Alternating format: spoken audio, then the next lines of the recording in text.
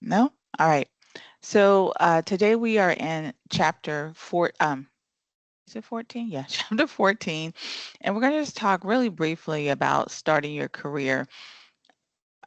In the chapter 14, they talk a lot about working with people from different generations. You guys may have heard me make a lot of reference to my time, like back in my day, or, how we used to do things. And that's a very real thing. Has anyone ever worked at a job where their work bestie was a lot younger or a lot older than them? Anybody ever been in that situation? It's the coolest thing, right? I remember when I was in my 20s, like my best buddy was like 50. And when you're in your 20s, 50 is old, right? Uh, now I don't think that, but back in those days, I used to think that, and I used to think like, man, I'm hanging out with this really older person.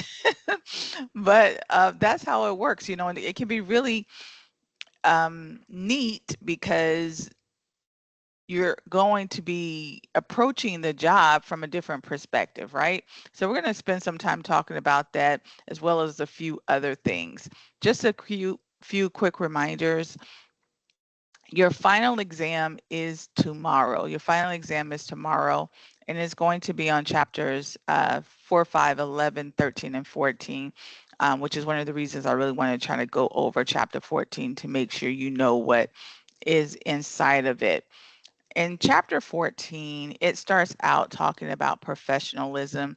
If you recall from week 1, we talked about different skills, right? Hard skills, soft skills, you know, um, employability skills, things of that nature.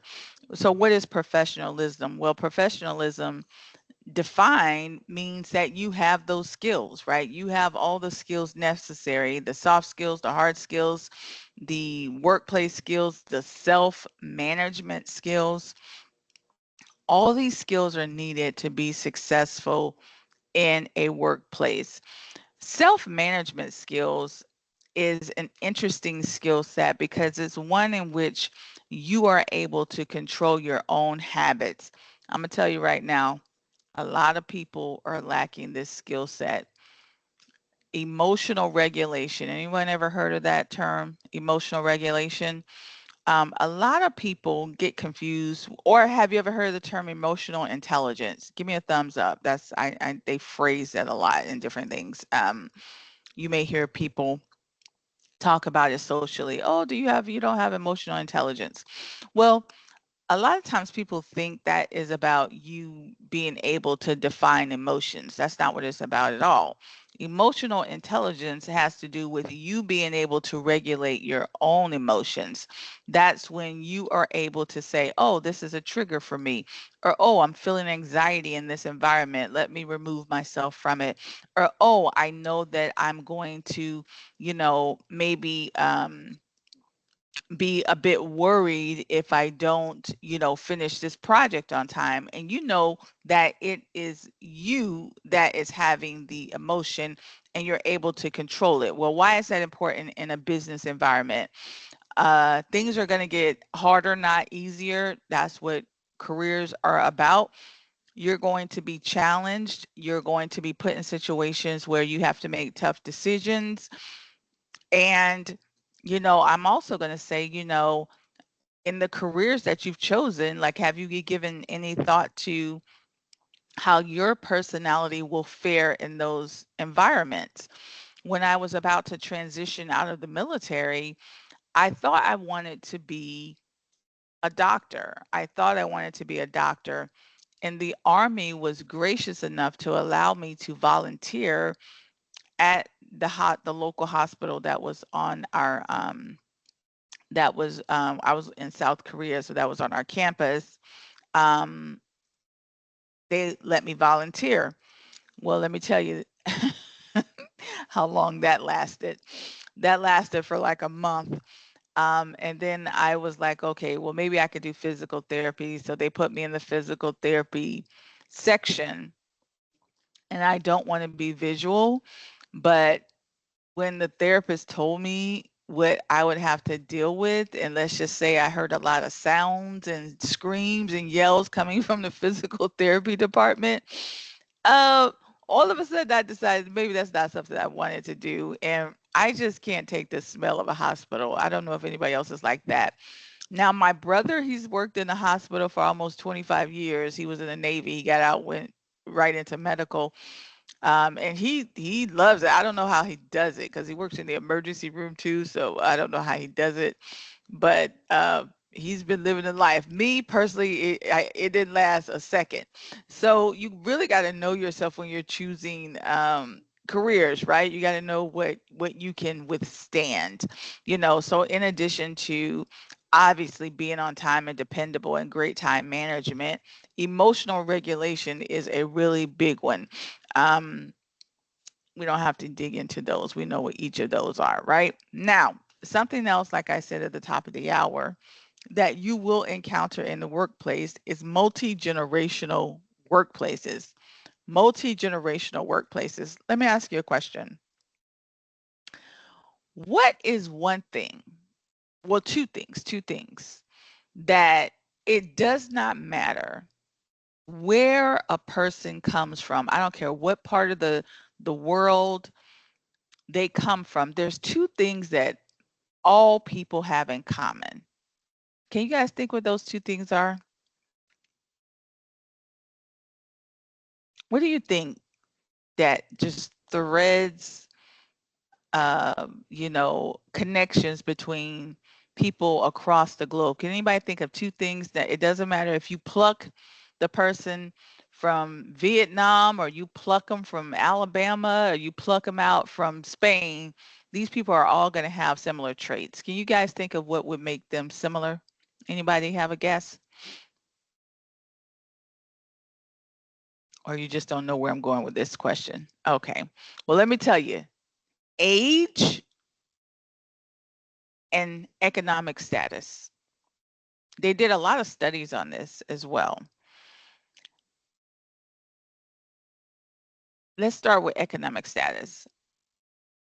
They did a study and they took a rich person they took one rich person from one side of the globe, one rich person from another side of the globe, another rich person from a different area. And they all had similar traits in how they lived their lives. Would that make sense?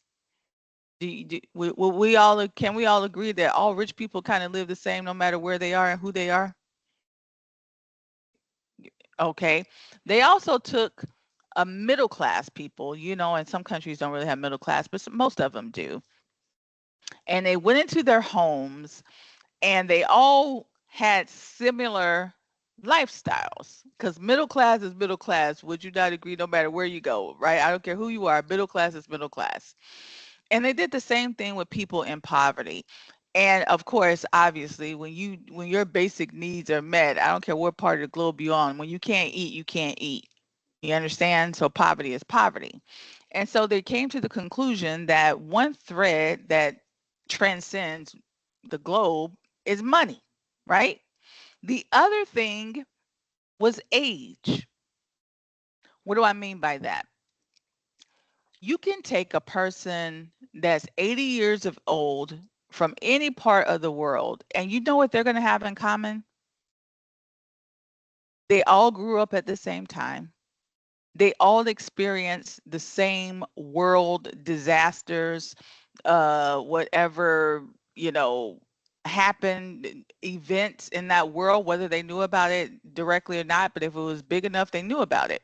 They all went through a depression era. They all went through, a world war, right? So they all are going to have similar mindsets. What do we all go through that we probably will all tell our kids about that they probably won't remember or understand? What do we all go through? What was our worldly, I guess, pandemic? Well, I kind of gave it away that we all went through. Can you imagine? We all are going to be telling our grandkids one day about what? COVID. They won't know what we're talking about. We'll talk about how we all had to get locked in and how it was a world catastrophe. And you know what they're going to do? They're going to be looking at us like we're crazy, right? Because that happened during our generation. I don't know about you, but is anybody crazy about washing their hands now? Is it just me? Because now me and my daughter, I am fanatic. I don't do anything. I wash my hands 5, 6, 7 times a day. Did did the virus change anybody else's habits in that way, or okay, I don't want to embarrass myself, but it changed me. I'm gonna be honest with you. It changed me. I got COVID. She got COVID. And so, and then at the time I was teaching in person. So I had live classes and I got COVID from working in the classroom. So, I was mad. But that is an experience that only happened during our lifetime. And so when you talk to, kids, that are growing up now that didn't experience it, they're not going to know, they can't relate to that, you know. So the same way what's going on in politics was happening in, any type of catastrophes we had. I know here in Florida, y'all know we go through a lot of stuff, tropical wise. So those generational things that happen transcends the globe, right? So when you are working in an environment and you're working with it on the screen, it shows you all these different generations: the baby boom generation, Generation X, Generation Y, Generation Z. We probably all fit into one of these, or else you haven't been born yet. And all these people are going to be working together. Can you imagine that they're all going to come from different viewpoints? Is that not the case? Right? So, really, I mean, now the silent generation is probably your grandparents or your great grandparents, and hopefully most of them, with the exception of Donald Trump and a few people in Congress, are retired, which I wish more of them would hurry up and retire, because I think this generation has a very different mindset. Would you guys not agree? Than what most of us may have. And the way that they approach life, the way that they approach work, has a lot to do with what they went through. I'm not surprised that a lot of Congress people are saying that they want people to return to work in the office. A lot of them don't even understand what remote work is. Do you know what they said about remote education when it first started? Who's old enough to remember when, I don't, probably it's just going to be me, but give me a thumbs up for anybody that's old enough to remember when they used to talk badly about online education.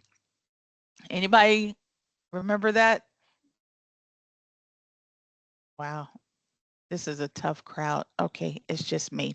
Well, thank you, thank you. I feel horrible. Okay, well, let me tell you, 20 years ago when I started my education, online education, oh my God, the way they talked about online education is the worst thing ever. No one's ever going to get educated. It's not the same quality. They went on and on and on and on. And look at us now. And why is that? It's because it wasn't part of their reality. If you look, working remotely wasn't part of people's reality. And look at that now. I'm working remotely. So a lot of people in that generation, this generation here, they just don't have an understanding of that. And that's something that you need to be sensitive to. The baby boom generation, probably most of your grandparents or maybe your parents, you know, you can even think about the type of advice that they give you. A lot of it comes from their generation, being independent and disciplined and hardworking. It's because that is what got them through. So you just have to understand that they don't understand video bloggers and YouTubers, all these people out here making millions and millions of dollars. And I'll be honest, I don't understand them either, even though I understand the mechanics of it. I don't know. I just can't bring myself to say, oh, let me go be a millionaire being a YouTuber. Like, and even though I see it works, it's just not part of my generation. So it's hard for me to I don't know, even consider that as an occupation. But if you're a younger generation, to you is normal because you grew up on technology, right? So being mindful that people come from different generations, the baby boom generation, Generation X, this is my generation.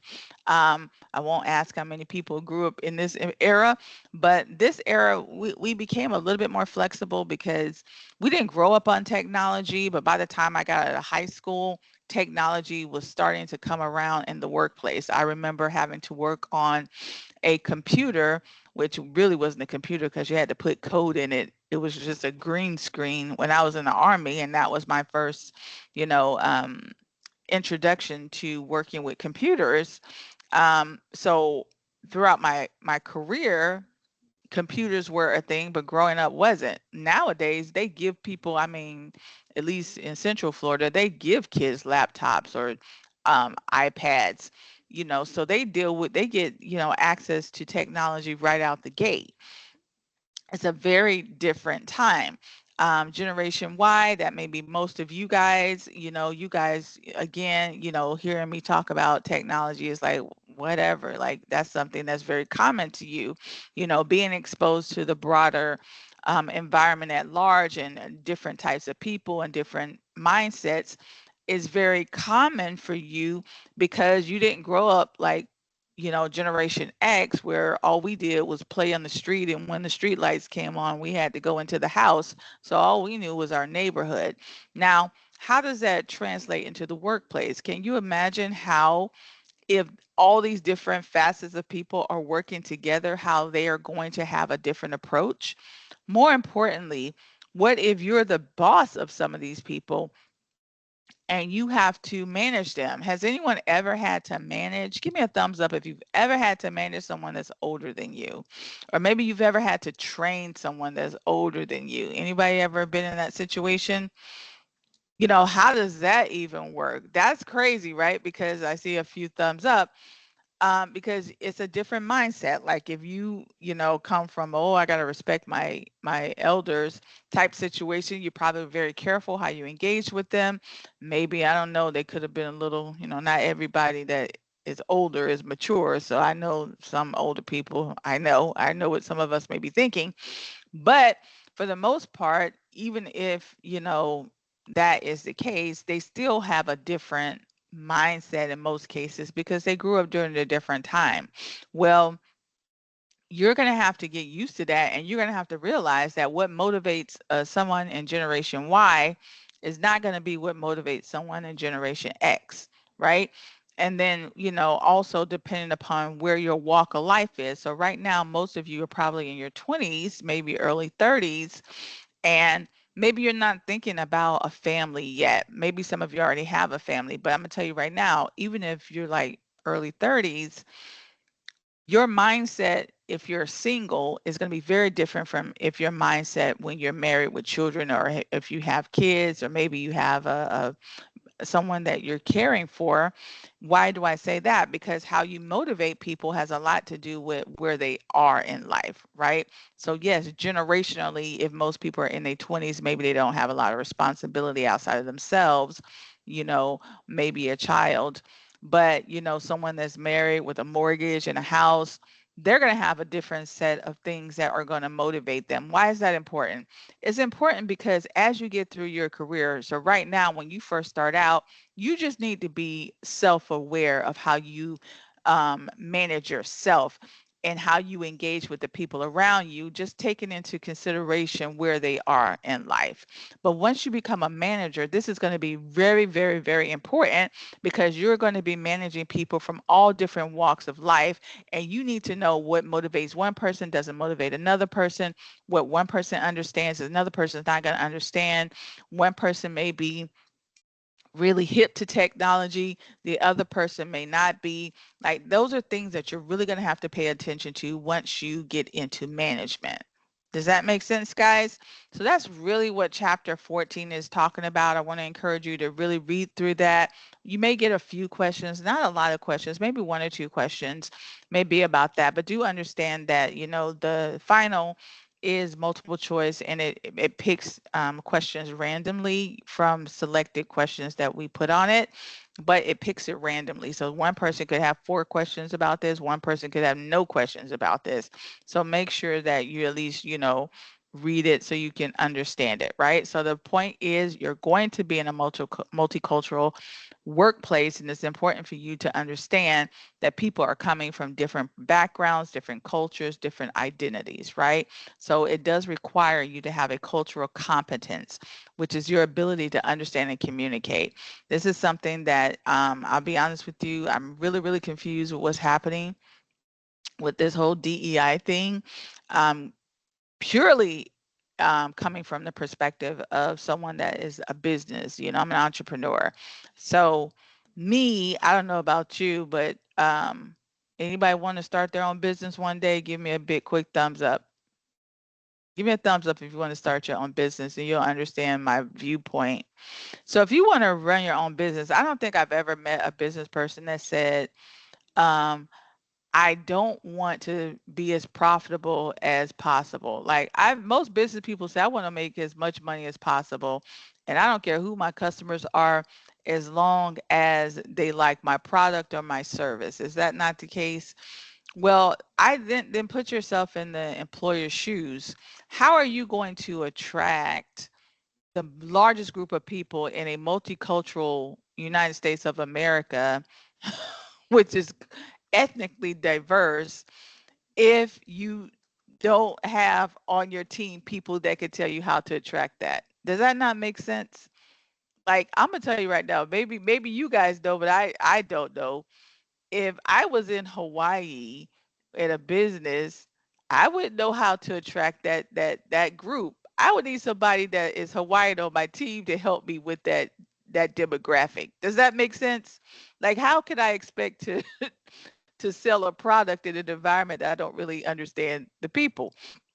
So for me, most businesses want to hire different people from different walks of life because they want that market share. It's not, because they just love diversity. That's not what it is.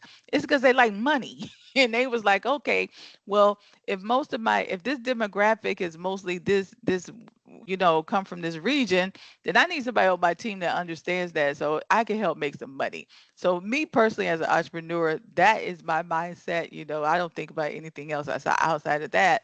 But, you know, that would be a reason why I would want to have a multicultural environment. And that is why most business people do. All this political stuff is a story for another day. But business people, which is why they're probably up in arms and nervous right now, that's why they do it, because they want to make sure they can make as much money as possible. All right. Chapter 14 also talks a little bit about discipline and termination. Hopefully, it's not something that you have to encounter once you become a manager. It's something that you're going to have to deal with. And all it talks about is the stages of discipline.